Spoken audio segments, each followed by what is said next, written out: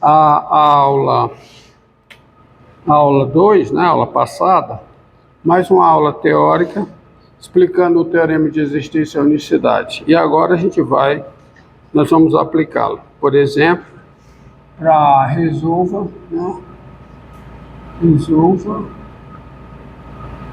a equação diferencial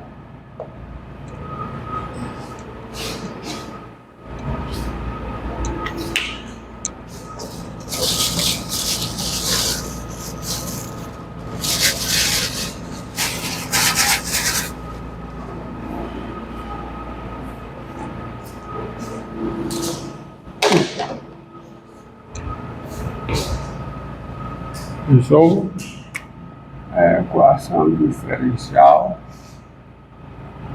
f' de x igual a 1 menos f de x ao quadrado.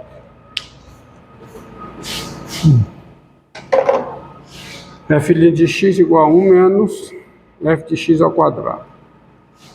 Então, vamos resolver à luz do teorema de existência e unicidade. Uma solução.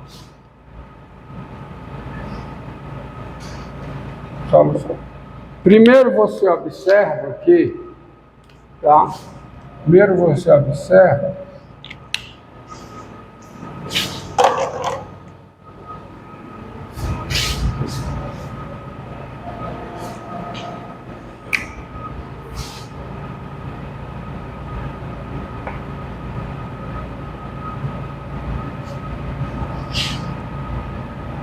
observe que f' de x, você pega, que a equação, ela tem a forma, né?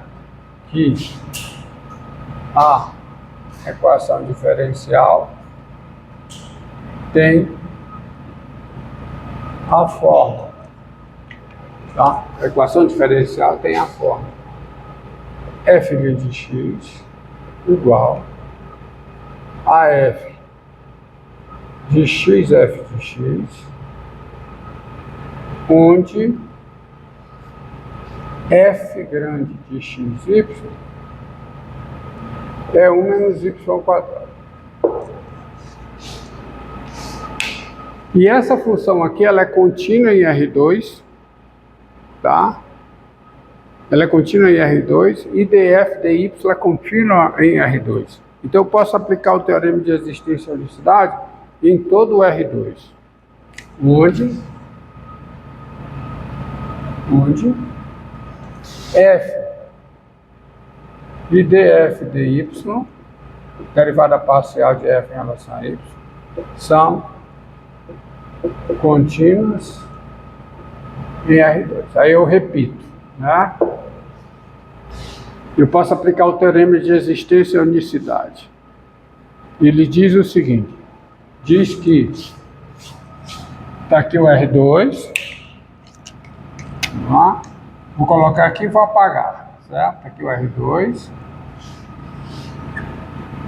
Ele diz o seguinte, por cada ponto do R2,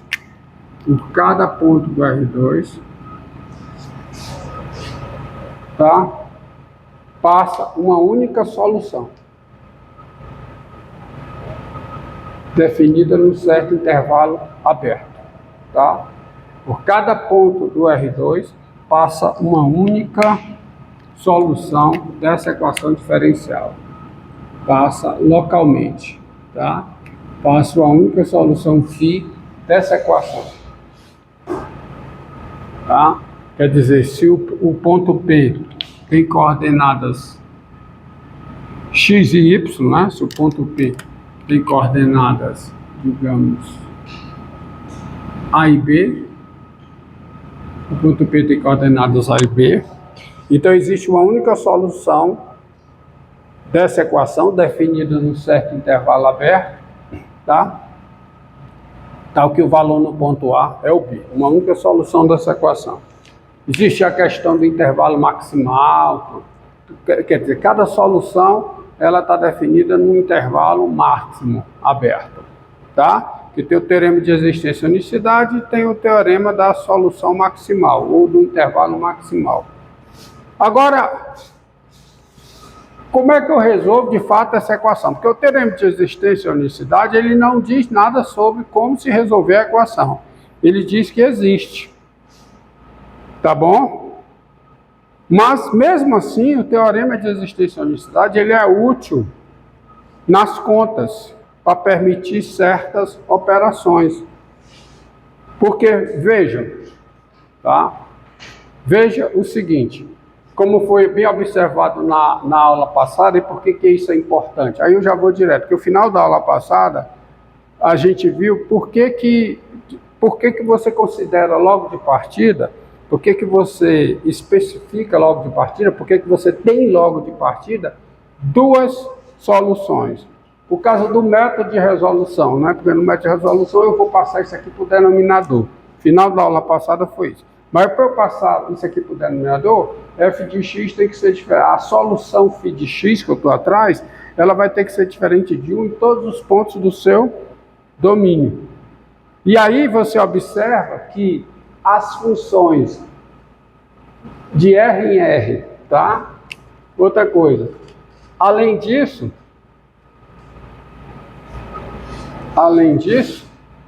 tá? Além disso, as funções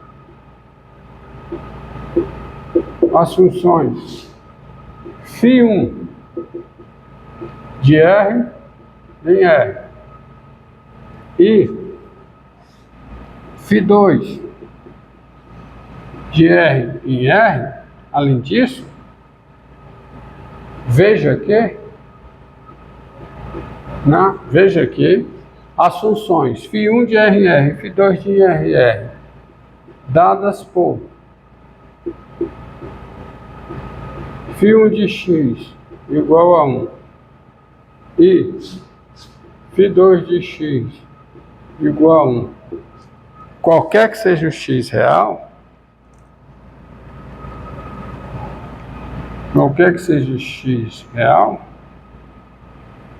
elas são soluções da equação diferencial. Elas são soluções.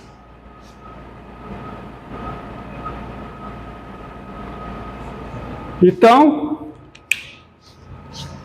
teorema de existência e unicidade aqui.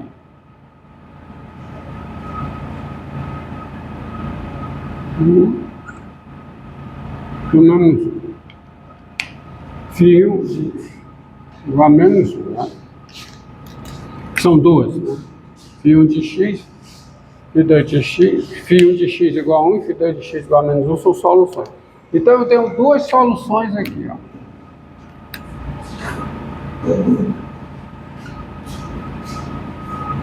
φ1 e φ2. Duas soluções. E aí, essa φ1, se eu pegar esse ponto aqui, a φ1, pelo teorema de existência e unicidade, é a única solução definida em toda a reta que passa por esse ponto. Aliás, é a única solução definida em cada intervalo aberto que passa por esse ponto, só tem ela.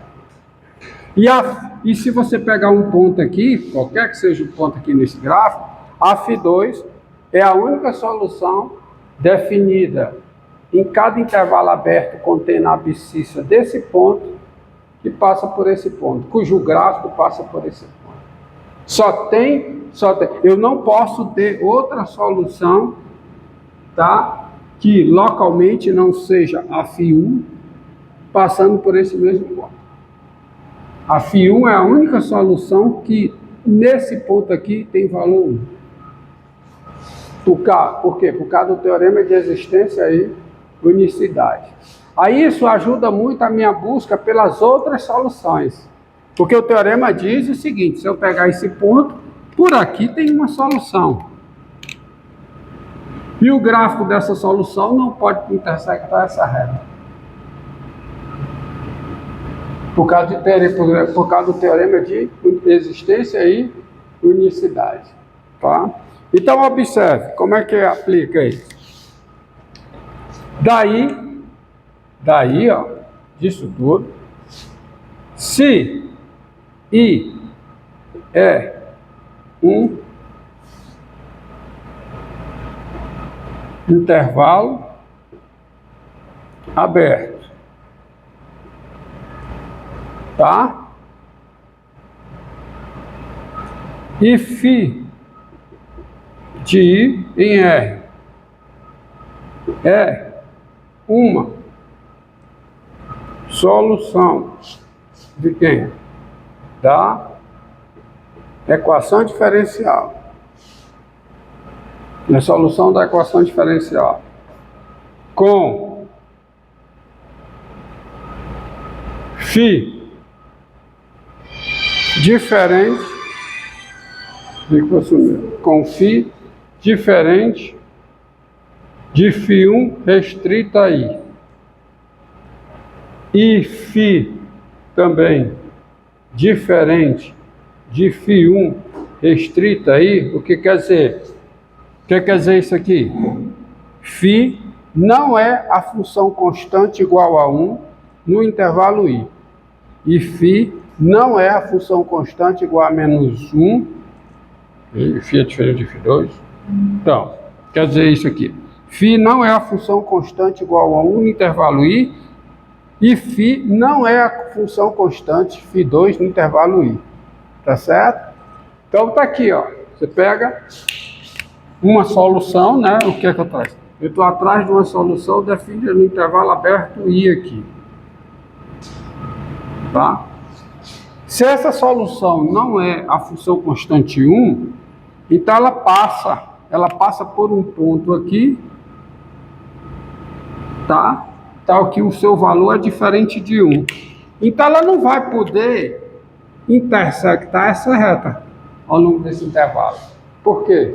Porque aí eu teria duas soluções definidas nesse intervalo I, passando por esse mesmo ponto e distintas. Isso não pode acontecer. Então, se ela é diferente da função constante 1, então significa que em um ponto ela é diferente de 1. E se ela é um ponto diferente de 1, em todos os pontos do intervalo ela é diferente de 1. A mesma coisa aqui. Se ela é diferente de φ2 restrito aí, é porque o seu valor em algum ponto de I é diferente de menos 1. Portanto, é diferente de menos 1 em todos os pontos de I. E assim, tá? Daí, se I, φ é uma solução com filtro, então qual é a conclusão? Então, você vai ter o quê? φ de x é diferente de 1 e φ de x é o quê? Diferente de menos 1 para todo x em I. Veja bem, duas funções são distintas com o mesmo domínio.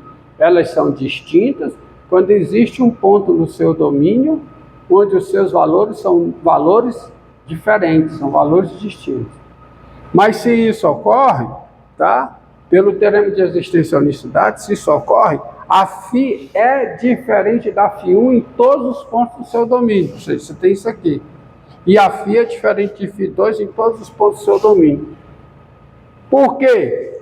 Tá? Logo, você vai ter o seguinte. Logo, você vai ter a seguinte coisa. φ não é solução? φ não é solução? φ é solução. Então, se φ é solução, você tem o seguinte. φ' de x é o quê? É 1 menos φ de x ao quadrado para todo x em I. Ou seja aqui, você vai poder escrever o seguinte, ó.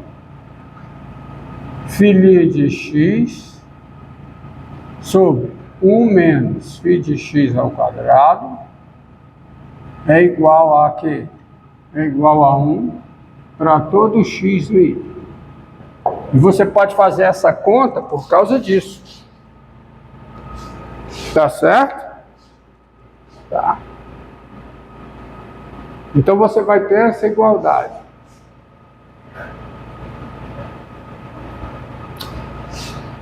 Assim, se você tem essa igualdade no intervalo i, você integra no intervalo i. Ou seja, a integral que de 1 sobre 1 menos φ de x ao quadrado vezes φ de x integral em x, isso é igual a que em a integral de 1 em x aonde? Em i. Agora, quanto é que dá essa integral aqui? Aí você tem que lembrar das integrais. Por exemplo, né? Vamos lembrar aqui, olha aqui, ó. Lembrança aqui, tá? Dado A positivo, que é a integral de 1 sobre x2 menos 1 sobre x2 menos A2 em x. Quem é essa integral, hein?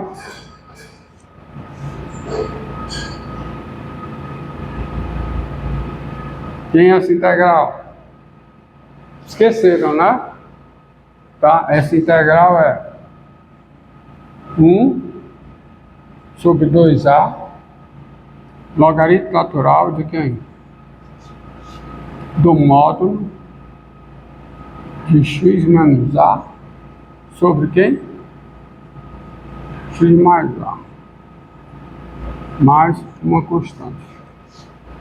E se for a integral de 1 sobre A2 menos x2. Quem é? Bem, essa integral é menos essa integral. Então é menos isso. Então vai ficar o quê? 1 sobre 2A, logaritmo natural. Aí o menos daqui entra para dentro do logaritmo natural como expoente. Então vai ficar logaritmo natural de quê? X mais A sobre menos A.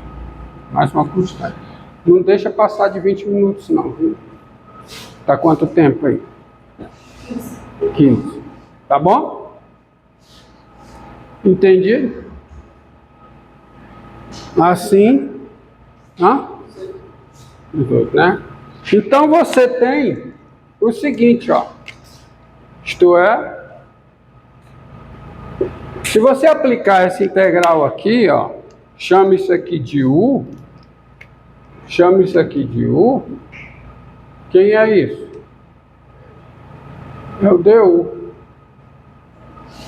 E o A é 1, então fica a integral de 1 sobre 1 menos U2 em U. Quanto é isso? Quanto é? Por aquela fórmula lá. Aqui, ó. Tem que acompanhar.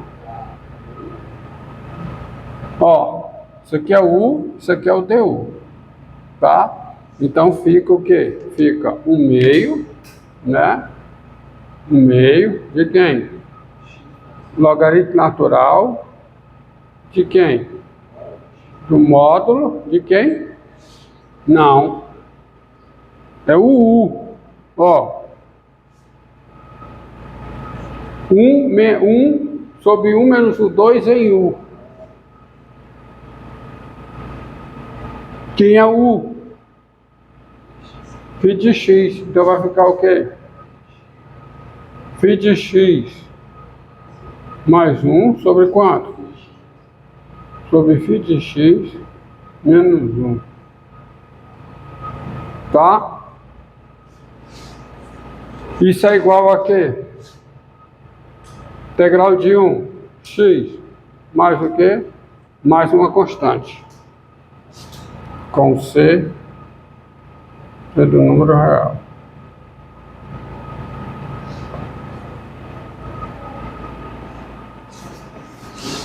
Então você tem isso aí, F.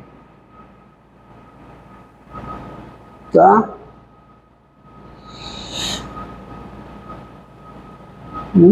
Daí,